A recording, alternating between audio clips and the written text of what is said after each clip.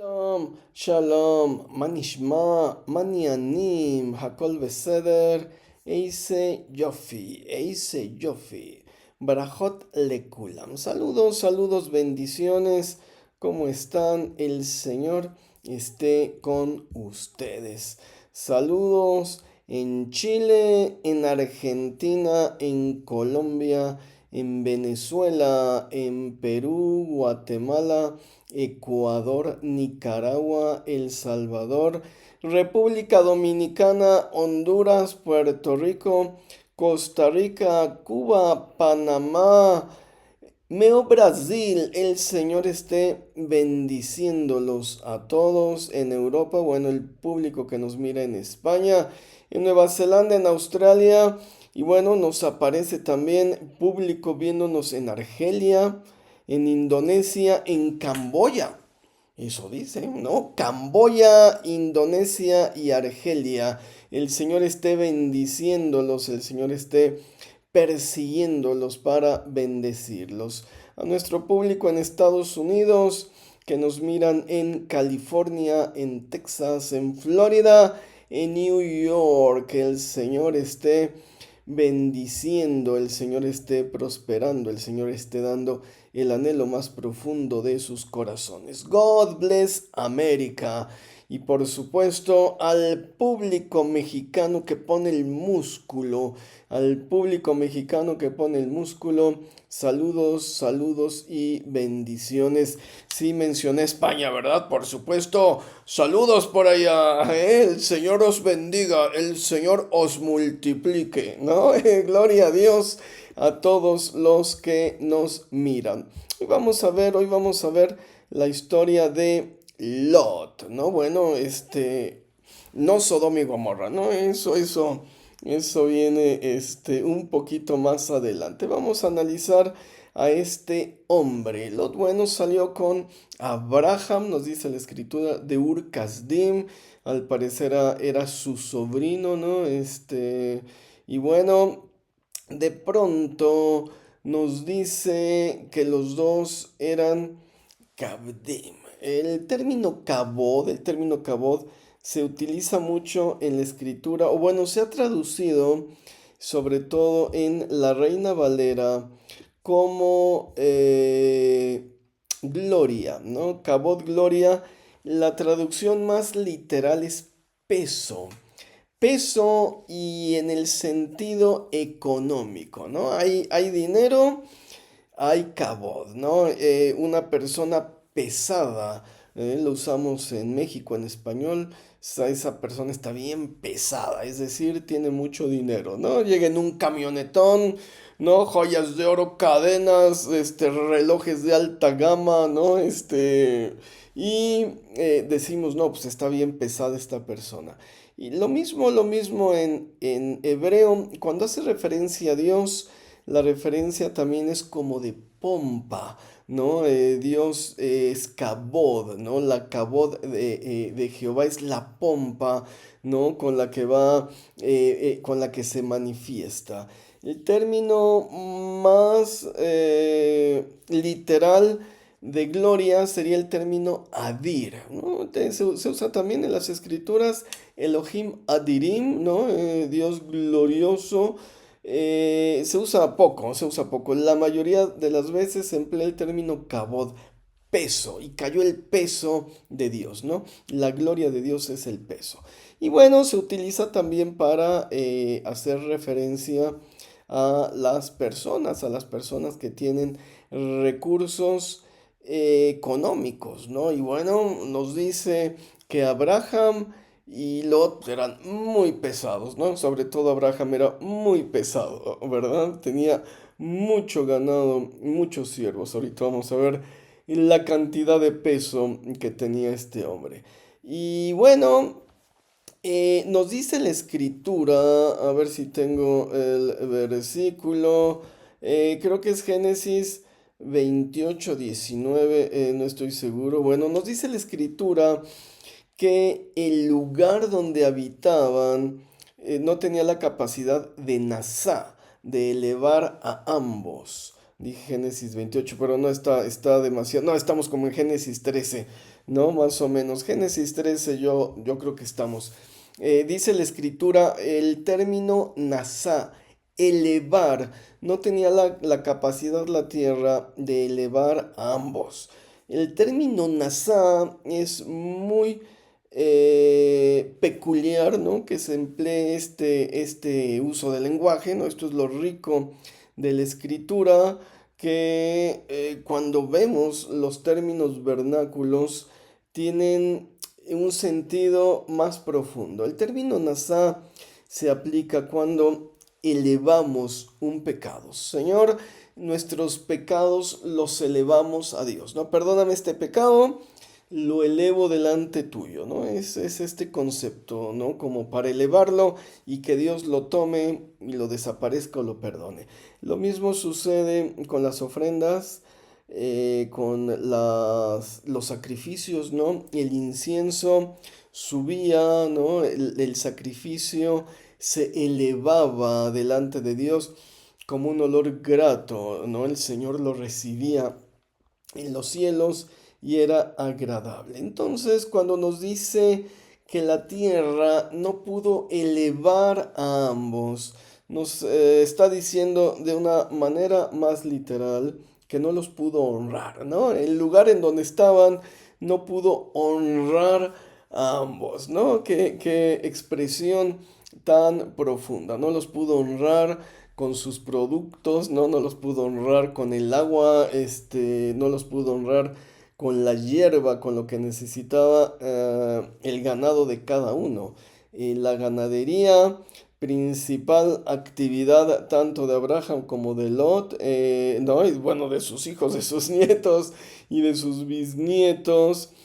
Normalmente desertifica las zonas donde se practica, ¿no? Donde hay libre pastoreo y hay mucho ganado, el área se desertifica, las vacas, los chivos, las cabras, cuando muerden el pasto, arrancan a veces hasta la raíz. Entonces, las zonas van perdiendo fuerza, digo, unas por otras, ¿no? El detritus, los desechos sólidos del ganado ayudan nuevamente a que la tierra vuelva a tener fuerza, la revitaliza, ¿no? Por supuesto, pero se toma su tiempo.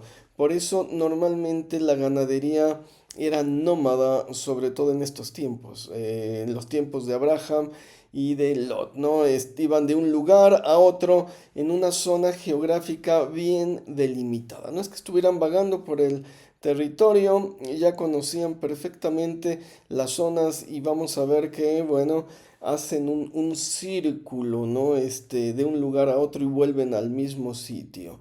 Entonces, dice la escritura, la tierra no los pudo honrar, ¿no? No los pudo elevar, ¿no? Eran demasiado ricos. Y hay un juego de palabras, aquí está Génesis 13:10, ya les decía yo que estaba mal la cita. Bueno, Génesis 13:10 dice en hebreo, Vayisalot et Einav, Vayaré et kol kikar hayarden. Y elevó Lot los ojos y vio toda la llanura del Jordán. Vamos otra vez a tener el término Nasá, ¿no? Hay un juego de palabras con el término Nasá.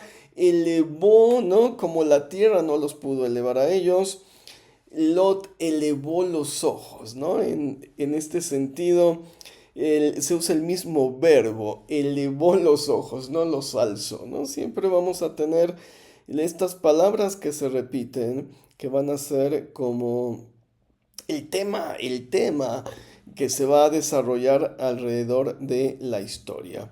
Y dice la escritura que cuando vio la llanura del Jordán, ¿no? La escritura nos la describe como el jardín del Edén, como el Gan de Dios, como un jardín increíblemente especial, ¿no? Básicamente, bueno, donde está el Jordán, el punto más bajo es donde se encuentra el mar Muerto, ¿no? Es un valle de 400 metros por debajo del nivel del mar y esto hace que mantenga una temperatura siempre constante, elevada todo el año, ¿no? Es como si fuera un invernadero natural. La zona del Mar Muerto es un poco desértica porque el mar tiene aguas muy, muy saladas. Esto lo vamos a ver en otra cápsula, en otra historia. Pero cuando subimos un poco, también son zonas bajas, nos vamos a encontrar con toda una región que es regada por el río Jordán. Y es un vergel, ¿no? En la actualidad, bueno, hubo todo un proyecto del Estado de Israel por sembrar pinos, por sembrar árboles. Cuando uno va de Tel Aviv a Jerusalén hay miles de millones de árboles en este proyecto de reforestación. No sé si sembraron 400 millones de árboles o cuántos, pero la suma fue muy, muy grande. Y bueno, ¿no? Ve uno los bosques, aquí en México ve uno el bosque y se baja del auto y tiene uno que ponerse, ¿no? La bufanda porque hace mucho frío. En Israel se baja uno y es un bosque engañoso, son temperaturas de 40 grados y dicen, ay Dios mío, ¿no? Cuánto calor hace aquí. Pero en general la zona es desértica. Cuando sale uno de Jerusalén, va uno rumbo al mar Muerto, es una zona desértica. En la temporada de lluvia me tocó ver como un pasto muy ralo, ¿no? Como que la zona se ponía verde, ¿no? La zona desértica, el desierto de Judá, el Negev, un pastito muy, muy ligero, reverdeció un poco, pero en general es una zona árida. Cuando uno llega al Jordán, es totalmente lo contrario, no es un vergel, es una zona de flores, de plantas constantes, de árboles, de palmeras, de árboles frutales, ¿no? Es realmente un lugar que contrasta, un bioma completamente distinto al bioma del desierto, de la aridez, o al bioma de los árboles que sembró el gobierno de Israel. Y bueno, básicamente toda esta zona se alimenta del mar de Galilea. El mar de Galilea surte el río Jordán. Normalmente es un lago, le llaman mar porque es muy extenso. Yam Galil o Galil nada más. Yam HaGalil, si le dicen mar de Galilea. Bueno, este es un lago que se forma de temporada, ¿no? Por las lluvias. Cuando llegué a Israel, no llovió nada, no hubo una sequía bastante fuerte y el nivel de Galilea bajó mucho el mar. El Kineret le dicen los hebreos, los israelíes. Kinor viene de arpa, ¿no? Decían porque las aguas suenan como arpa, ¿no? Como el sonido del arpa. Y una tarde, llovió, ¡pau! Como nunca había llovido, una sola tarde llovió y con una sola lluvia bastó para volver a llenar el mar de Galilea, ¿no? El mar de Galilea surte al río Jordán y otras desembocaduras también de ríos del desierto iban a dar al mar muerto, al mar salado, llama Hamelach en hebreo. Y bueno, está tan salado porque lleva toda el agua de los sedimentos del desierto. Y se estanca el agua y las sales del desierto se siguen acumulando allí. Pero bueno, lo dijo, yo me voy hacia el Kedem. Otra vez esta idea de Kadima, ¿se acuerdan que está presente desde el paraíso, ¿no? Dios los echó Kadima y el héroe Nimrod se fue a Kadima, ¿no? Y todo el mundo se va a Kadima, al Kedem, ¿no? Hacia el frente. Diríamos, la traducción dice al oriente, ¿no? Kadima, Kadima es derecho, derecho, ¿no?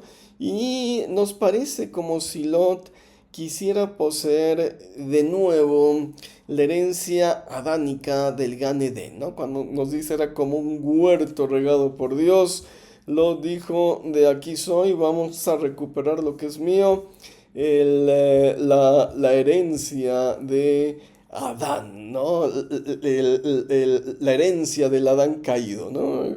Nos da la idea esta escritura. Y bueno, somos introducidos de pronto de manera drástica en las zonas y la influencia política que había en la zona. Se nos va a mencionar a un monarca. Bueno, dice que Lot, ¿no? Fue el lugar hermoso y dice fue poniendo sus tiendas hasta Sodoma y Gomorra. Y Sodoma y Gomorra, en teoría, porque nadie sabe dónde están, fuimos con esta persona, ¿no? A recorrer la zona. Y me acuerdo cuando regresamos de Israel años después, la persona decía, mira, esta piedra la traje de Sodoma y esta otra piedra la traje de Gomorra. Yo decía, chihuahuas, ¿no? ¿Cómo le hizo? ¿Cómo le hizo? Porque pues ni los arqueólogos saben dónde está, ¿no? Me hubiera dicho cuando lo acompañamos para tomarme la foto en el lugar histórico, ¿no? Cuando menos tradicional. Pero se cree que estos sitios estaban más hacia el Mar Muerto, estaban más hacia el Mar Muerto. No por la fertilidad de la zona, sino porque había pozos, ¿no? Vamos a ver en esta historia también, había pozos de brea, asfalto, pavimento, no sé cómo decirlo, déjame ver en español, bueno, brea se usaba mucho en esta época, para lo mismo que nosotros lo vimos la semana pasada en la historia de Babel, ¿no? Como Homer, cómo usaron el Homer, lo convirtieron en Hammer, ¿no? Y pervirtieron el uso sagrado de los altares construyendo una zigurat. Bueno, toda esta zona tenía pozos de brea natural que se utilizaba mucho, ¿no? El asfalto, para muchísimas cosas. Ya lo vimos para la construcción de la Sigurat de Babel. Y esto, por supuesto,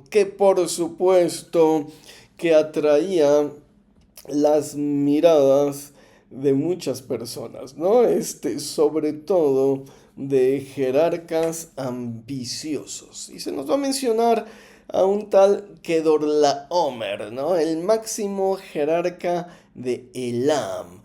Elam, digo, para que nos demos cuenta, es una provincia, y fíjense que dije, para que nos demos cuenta, totalmente mexicano, ¿no? No es la forma de hablar en México. Para que nos demos cuenta, bueno, el máximo jerarca de Elam es una provincia que se mantuvo independiente hasta que pasó a formar parte de Babilonia. Esto quiere decir, estaba bien al norte, ¿no? De allá venía, dijimos, Taré y Abraham venían huyendo, dijeron, vamos a poner pies en polvorosa y vámonos de este lugar, ¿no? Y bueno, lo que nos dice Génesis, en este momento tan temprano, es que había una influencia, una presencia babilonia y una visión expansionista, ¿no? Digo, había provincias autónomas, pero le tenían que rendir tributo a Babilonia, ¿no? No pertenecían al imperio, pero sí tenían que ser tributarias, ¿no? Y finalmente, bueno, Sodoma, nos dice la escritura, Gomorra, Adma, Seboín, Zoar, todas eran tributarias de Elam.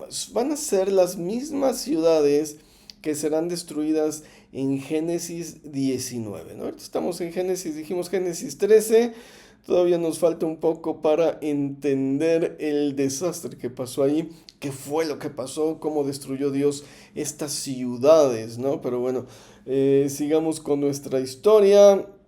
Génesis 14:8 básicamente nos dice que se enfrentaron en batalla. Dice, ya no le quisieron dar tributos a Kedorlaomer, dijeron, nos negamos ya a darle tributos, Babilonia está muy lejos, no tienen influencia, no creo ni que venga acá si nos negamos. Y que manda Kedorlaomer, ¿no? Mandó sus ejércitos, sus tropas, dijo, ¿cómo que no? O me dan tributos o van a ver cómo les va. Y en Génesis 14:8 se enfrentaron en batalla, dice la escritura, en Emek Sidim, ¿no? En el valle plano, otro nombre que se le daba a la planicie donde se encontraba el Yam Hamelach, el mar muerto. Esto quiere decir que Lot no se fue a la región del Jordán ni de Galilea, sino que se vino más para acá, a esta región más desértica, pero más rica en recursos de brea, en pozos naturales de brea, ¿no? Dice la escritura, Berot Gemar, los pozos cenagosos, que bueno, no es ciénaga, era brea, asfalto, ¿no? Aquí el interés económico. Y bueno, llegó Kedorlaomer, obvio, los arrasó a todos, no les ganó, por supuesto. O sea, es el poder babilonio en acción. ¿Desde qué tiempos? Me explico, ya había toda una maquinaria de guerra para mantener en sujeción a los pueblos de la comarca y más allá, ¿no? De la comarca, la extensión y la influencia babilonia que ha pasado por muchos nombres, dije la semana pasada, Sumeria, Mesopotamia, Acadia, ¿no? Cada vez que subía un nuevo emperador de una nueva familia le cambiaba el nombre, ¿no? Asiria, ¿no? Todos estos nombres ha recibido Babilonia. Y en este caso y en este tiempo, bueno, básicamente vemos la influencia, cómo se extiende hacia los 4 puntos cardinales en historias tan tempranas como esta historia de Génesis. Y por hallarse ahí en la región circunvecina, cerca de Gomorra, básicamente fue tomado vivo como botín de guerra, con todo lo que poseía, ¿no? Este era un principio babilonio, decía, pues ¿para qué los mato? Mejor me los llevo cautivos y me cobro lo que me costó la incursión militar, ¿no? Lo que no me pagaron en impuestos me lo cobro en especia, ¿no? En gente, en recursos, en vacas, en camellos, en siervos, en siervas, ¿no? Básicamente me voy a cobrar con los recursos de la región. Y bueno, se lo roba, lo secuestra. Llega esto a oídos de Abraham. Por primera vez en Génesis 14:13 se lo llama hebreo, ibrí, Abraham haibrí o Abraham ibrí, hebreo. El término viene del verbo abar, abar significa pasar, ibrí significaría el que pasó, ¿no? Uno de sus ancestros de sexta generación se llamará Heber, ¿no? También viene del mismo verbo hebreo, Eber, pasar. Y bueno, sería básicamente el que pasó. ¿Qué fue lo que pasó? Pues pasó el río, ¿no? Pasó el río Jordán, pasó el Éufrates, pasó el Tigris, ¿no? Pasó a la tierra de Canaán, ¿no? Por eso se llamaba el Librí, el que pasó. En mi otro libro, la continuación de este libro, analizo, bueno, no por los detalles de la descripción, cuál podría ser la ruta que tomaban de Babilonia a Canaán. Y normalmente, en vez de irse pegados al mar, se iban por las montañas hasta llegar al Jordán, de modo que tenían que atravesar el Jordán, ¿no? Una ruta muy curiosa. Pero eso es otra historia. Bueno, en Génesis 14:14, Abraham armó a dice la escritura, sus abadim. El término Ebed, una de las palabras que ha dejado sin traducir en la Biblia diacrónica hebraica, es muy amplio, ¿no? Ebed significa esclavo, Ebed significa siervo, Ebed significa trabajador sagrado, ¿no? El que hace las cosas, el ministerio de Dios es un Ebed. Y el esclavismo en términos bíblicos o en esta época era muy diferente al esclavismo, ¿no? En Estados Unidos, por ejemplo, o al esclavismo en Europa, ¿no? Con todo el tráfico de nativos africanos, ¿no? En la época colonial. Era un esclavismo con muchas libertades, el eve del siervo, ¿no? Por eso el término lo dejo sin traducir. Si pusiéramos esclavo, tendríamos esta connotación. Si pusiéramos siervo, no eran siervos esclavos. Y bueno, también el que hace el trabajo de Dios, el que trabaja en el templo es un eved. Entonces, bueno, por eso el término. Bueno, el hombre tenía, nos dice la escritura, 318 personas, es decir, su asentamiento familiar, ¿no? Estaba él, su esposa, la concubina, ¿no? Y todavía creo que no nacía, el hijo de la promesa. Eran tres personas, tres cabezas y 300 siervos, ¿no? Como una hacienda, como un señor hacendado vivía este hombre. Y bueno, 318 personas. Y los armó. La escritura nos dice, o usa un término, haninim, iniciados, ¿no? Y dice a quienes Ruk, qué palabra tan rara incluso para el hebreo, ¿no? Es como los enseñó a sacar la espada, ¿no? Así como que les dio la espada y les dijo, miren, así se saca. ¿De dónde sacó 300 espadas? ¿O fue con asadones? ¿O con qué fue? ¿No? El hecho es que agarró a sus siervos y lo siguió hasta Dan, ¿no? Se menciona el nombre de Dan.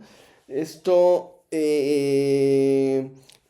hace que nos demos cuenta quién es el narrador. Bueno, Dan se encontraba a las orillas del Mediterráneo, ¿no? Al noroeste de donde estaría ubicado el patriarca. Y esto delata que el narrador escribió la historia cuando menos 500 años después de que sucediera. Esto quiere decir que había una historia y tardó más de 500 años en cristalizarse.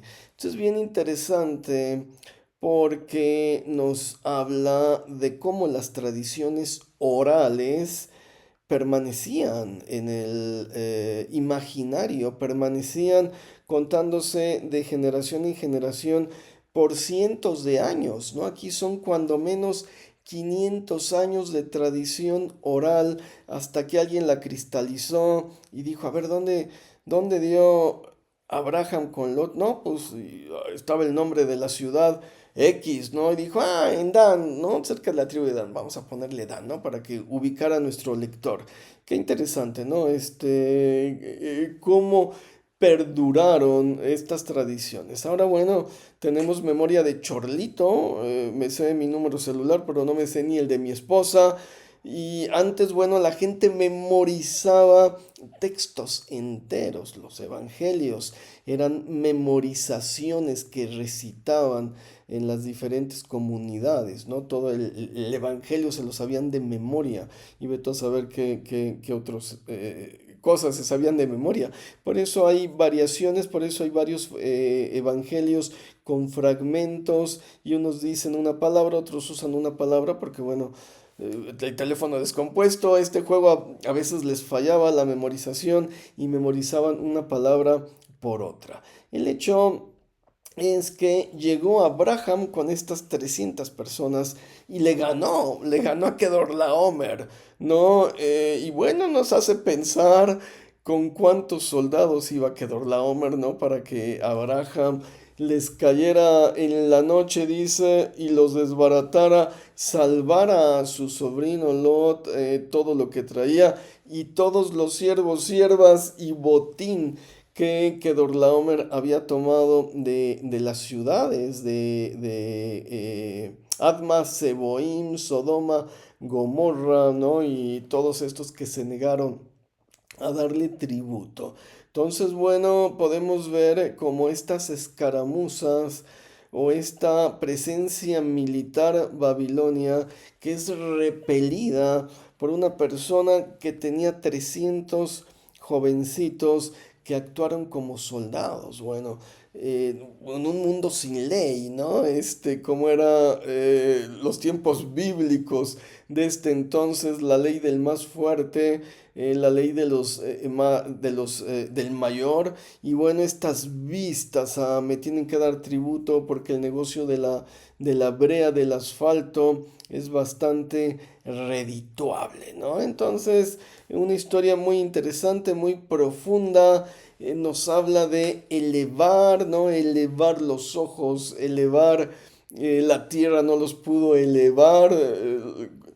Eh, Abraham elevó una oración, qué sé yo, a Dios. Y bueno, este sentido, todo en mi libro del Edén a Sodoma. Del Edén a Sodoma porque analizo desde la historia del Edén y termino con la historia de Sodoma, que ya vamos hacia allá.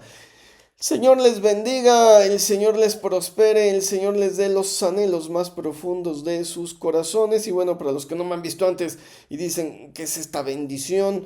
Es la bendición sacerdotal. De acuerdo al Talmud, los sacerdotes emulan los dedos de los ángeles que tienen 3 dedos. No he leído en qué parte del Talmud está. He leído unos 24 tratados del Talmud. Son 86. Bueno, todavía no llego, ¿no? A donde dice por qué los ángeles tienen 3 dedos. Pero en cuanto lo lea, no, se los haré saber. El Señor los bendiga. Brajot Rabot Lekulam. Muchas gracias por apoyar este ministerio de videos, la compra de mis libros. Muchas gracias. El Señor esté multiplicándoles al 100 por 1.